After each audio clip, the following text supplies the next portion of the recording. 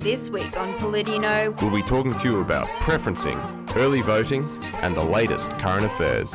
Your one-stop destination to understanding the federal election and the current political landscape with Reuben, Spargo and Xanthe Gregory. PolitiKnow, getting students in the know about politics. Well, good day and welcome. Yes, we have 15 days to go until the election, which means that we are over the halfway mark. Pre-polling has opened and ballots have begun to be cast by the public. we've seen a record number of early votes being cast this year, showing that people either have already made up their mind or that they simply just want to vote on their terms. The latest polls came out on Sunday night, showing a slight shift. We've now seen a jump for the coalition in the two-party preferred poll, with Labor now at 51 and the coalition at 49, meaning the race is narrowing and the fight for the office is well and truly on. That is it. Hundreds of thousands of Australians have already voted. It's convenient, yes. But is there a problem with that? In the past week, we've seen 4 candidates step down. One Nation, Liberal and Labor. And 2 weeks is an eternity in politics, as you see every week when we come to you with the latest current affairs. So with that long to go in the election campaign, how much could change between now and then? And will those people who are voting early regret their vote? Well, we will just have to wait and see with what comes out in time. There's so much that could happen in the next 2 weeks. Scandals, policies, you name it. It could come out. Now, if you would like to vote early because you're not free on the 18th of May or you just want to get it done while you're going and grabbing your groceries, tick it off the list, in Bathurst, you can head on down to the old Clancy Motors building on Howick Street. And in Orange, you can head down to the old Morale Craft building. Both these early voting centres will be open next week from Monday to Thursday between 8:30am and 5:30pm, and then times vary after that, so you'll have to check in before you head on down. And if you're listening from somewhere else, feel free to come to Bathurst or Orange and come say hi. Or, of course, you can vote in your respected regions. We better get on with today's show and what has happened within the last week of politics. All right, Reuben, 2 notable things have happened this week.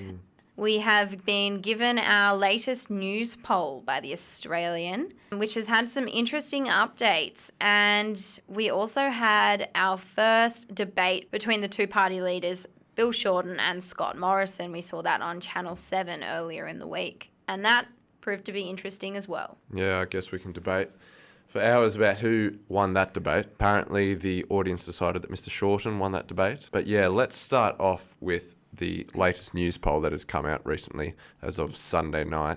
We've seen some interesting changes there, as you've mentioned. We saw the coalition jump 1 point, so it is now trailing Labor 49 to 51. This is important because it just shows the race really narrowing. The fight is on, and it's just reinstating the idea that every vote does count, including the youth. The United Australia Party is at 5% in the primary poll, and that means they've overtaken One Nation, and they're second behind the Greens out of the minority party. It is interesting. Yeah, so Clive Palmer would be happy about that. Obviously, all the money that he's spending on advertising through billboards and whatnot. $50 million, apparently. Yeah, that's what it's projected to be. So obviously it's paying off. So he's reached an audience there and has overtaken One Nation and is trailing the Greens now. We mentioned the United Australia Party in our first episode about what they stand for. They're a somewhat centre-right political party. They're a populist party, so they're about putting Australians first. And obviously they're hitting an audience with that message. The United Australia Party is what you could say a bit farther right to the Liberal Party in their policies. Now, these figures in the polls are also a somewhat good sign for the coalition in that they've made a preference deal with the United Australia Party, in which we will go into more later on, even though it doesn't have a direct impact in that you ultimately still make the decision. It does go on the how to vote cards, and the votes that United Australia Party are getting, it won't put them into government, and their first or second preferences could certainly land them a spot either in the Senate, or their votes could dribble down to the coalition and help with their numbers. Yeah, now back to the news poll. Bill Shorten jumped as preferred Prime Minister this week, but he's still down by 8% behind Scott Morrison. So Scott Morrison is still the preferred Prime Minister, even though the coalition is not the preferred party to be in power.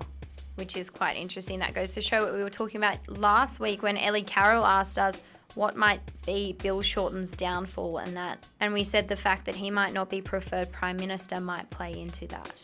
Yeah, that's it. But as a voter, you're voting for the individual and the candidate in your electorate.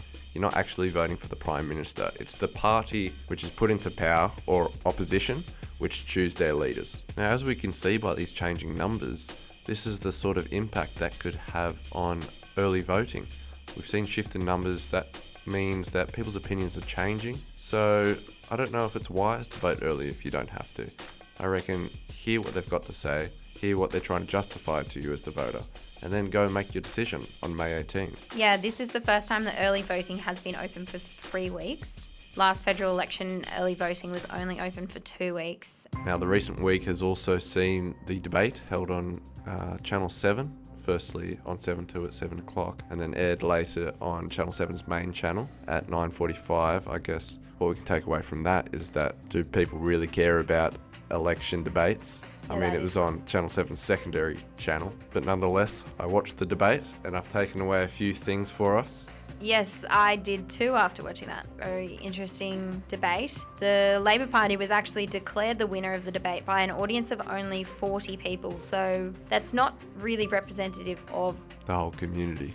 exactly 40 people. But nonetheless, the people that were in the room obviously made a decision, and if you would like to make your own decision, you can go back and watch that or have your own say. Yeah, so what I took out of it was that the Liberal Party focused on their goals for a strong economy, and the Labor Party focused on their environmental goals. But there was some contentious issues with Bill Shorten's environmental policy that came away from the debate, and it continues to haunt him as we go throughout the week. We saw Scott Morrison taking up the most of that opportunity to really question Bill Shorten on his policies and get exact numbers. Yeah, so the debate made it very clear that Mr. Shorten, the leader of the Labor Party, still doesn't have a figure for his climate change policies. And seeing as it's a very important issue for young people, it is important to understand the costs that those policies that you're voting for will have.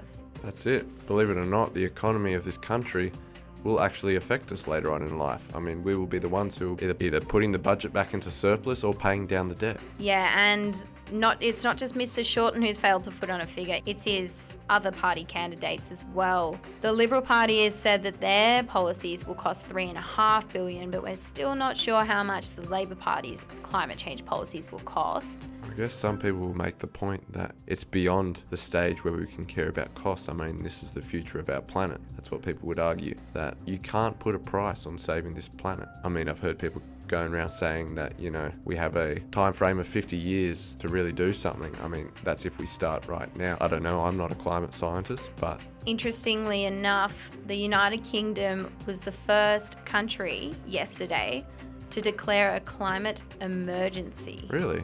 A new study came out saying that there would be 167,000 fewer jobs by 2030 under the Labor plan for climate change. So that's something else too.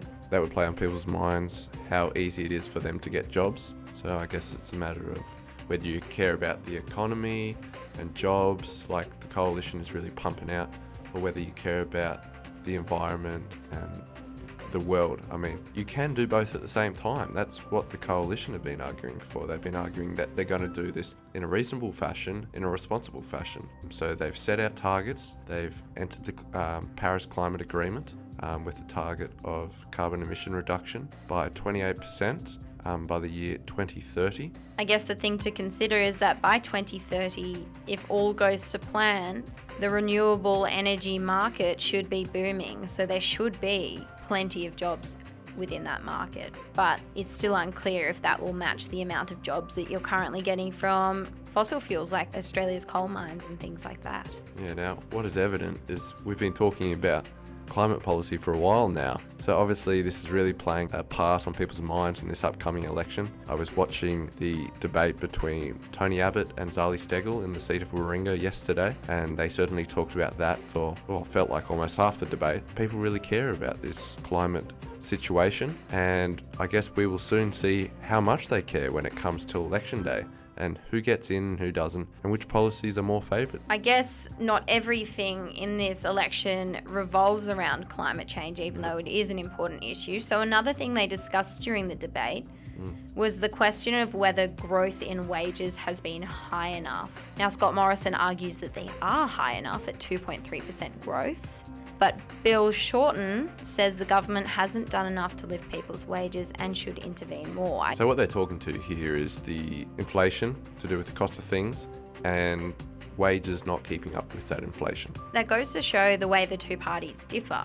The Liberal Party has more of a free market and tries to intervene less in the economy, whereas the Labor Party tries to have more control. Yeah, that's it. And we also saw that when Labor announced that they want to reinstate penalty rates. That, I guess, is a way of the government getting involved in the market. We had an independent Fair Work Commission say that penalty rates are no longer required, and the government acted on that decision. Yet we see Labor trying to reverse that and really step into the daily activities of people's lives. Penalty rates might be quite a big issue for young people. You tend to see young people working, the Saturdays to Sundays, public holidays to really get that money. In hospitality, that's it. trade. That's it. And we heard from one of our interviews last week or the week before about how they're passionate about seeing that restored, because obviously young people are just trying to get by. They want as much money as they can, and this really hurts them. And it's certainly not an incentive to go to work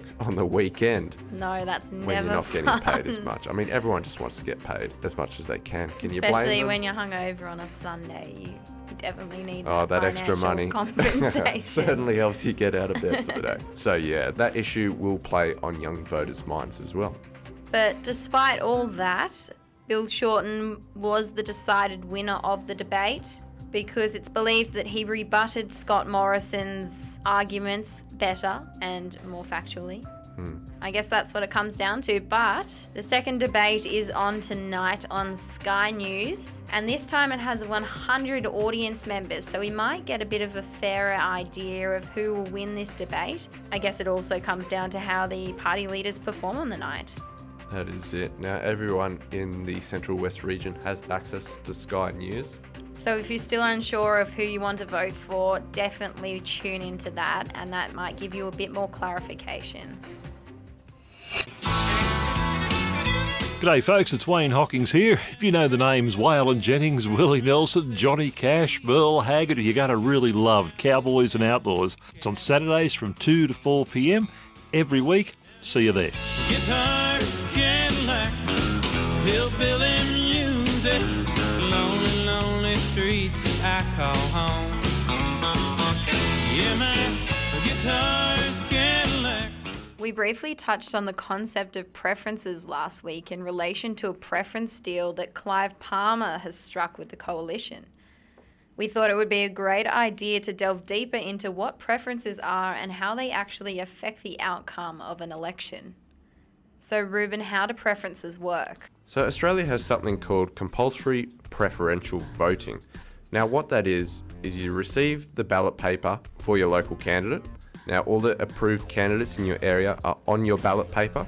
It is compulsory for you to number the candidates in the order in which you prefer them. So the highest number being your least preferred candidate. This is where preferences take place.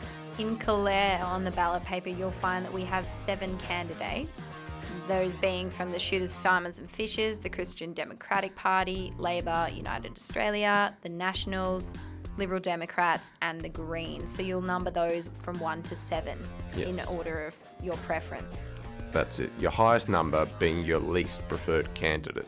Now the contest is ultimately between 2 people. So the contender with the lowest number of votes is excluded, with the voters' second preferences from that pile delegated to the respective candidates and their total number of votes. So one gets knocked out and then all their votes get passed around to the other parties still remaining. That's it. Then the new candidate with the lowest amount of votes will again be knocked out with the same process taking place. And then those votes will be spread throughout the remaining parties again.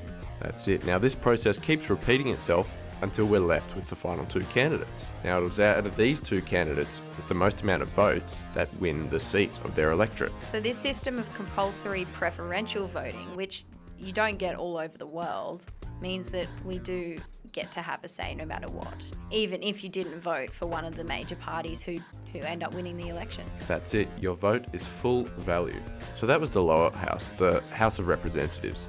Now with the upper house, the Senate, you get to vote for the representatives for your state.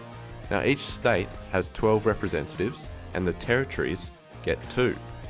Do we vote for this in the same election? We do, but we're only voting for half of the senators this time round. That's because we had a double dissolution not long ago. Yeah, that's it. Last election with Malcolm Turnbull, he decided to call a double dissolution, which dissolved all of the senators, usually done if there's a gridlock in the Senate. So on this ballot paper, there are 2 sections. There's above the big black bold line and below the line. So if you're voting above the line, you must number at least 6 groups of candidates. Here you vote for how the parties have preferenced their own candidates. Now, if you want to choose your own candidates from the parties, you vote below the line.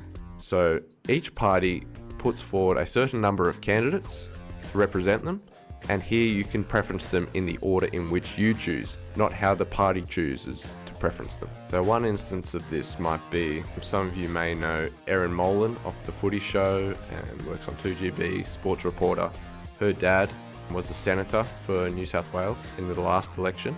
But this time round, the Liberal Party have put him as the second preference for their New South Wales Senate spot. Now he's urging people to vote for his preference, the second preference, to get him re-elected, although that probably won't happen. So ultimately, you can put anyone in any group in any order. Correct. We tend to see a larger representation of minor parties and independents in the Senate, as this is where they're most useful in preventing a bad government from doing too much damage. That's by blocking bad legislation, and that's what the Senate's for. Now last week we briefly touched on preferencing, which is why we're talking about it this week. That was in relation to how Clive Palmer and the United Australia Party has struck a preference deal with the coalition. Now, what's this all about? What does this mean? So when preference deals are made, this is in relation to the how to vote flyers that are handed out to you by political parties when you rock up to the voting centres. But they can only recommend how you list your preferences in the order. They can't tell you what to do. That's up to you. But they tell you what best suits them, and they hope that you follow their suggestion, because it will ultimately lead to the best outcome for them. Oh, I see. If you want to keep up to date with us and have your say on what we talk about next episode, just search PolitiKnow on Instagram, Facebook or Twitter. If you've missed anything or just want to listen to this great show again, you can find a podcast of this on our YouTube channel. It is time for current affairs.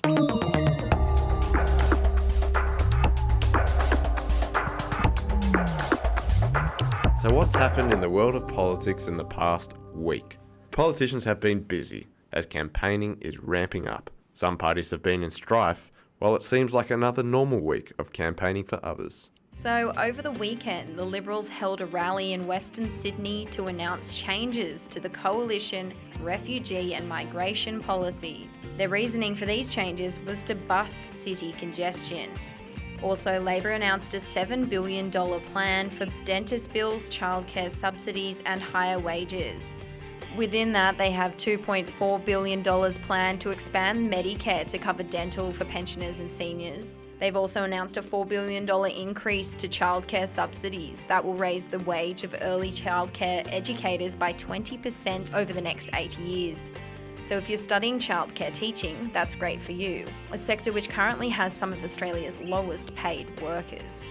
And during the week, 7 high-profile independent candidates have signed a joint pledge promising to have stronger climate change policies than the current coalition. Included in their 10 promises is to stop the Adani coal mine that we discussed last week from going ahead. That's a mine which Labor and the Liberal Party both support, despite wanting to reduce carbon emissions drastically. Those independents have also promised to go down the path of 100% renewable energy in the future, with a goal of 50% renewables by 2030. Those candidates include Warringah's Zali Steggall and Karen Phelps from Wentworth, who are among those which signed the agreement that will take action if they win their seats. Now, during the week, I've also noticed some scandals that have unfolded by some of the parties. What are some of these, Xanthe? So most parties have actually been involved in the storm that has unfolded this week.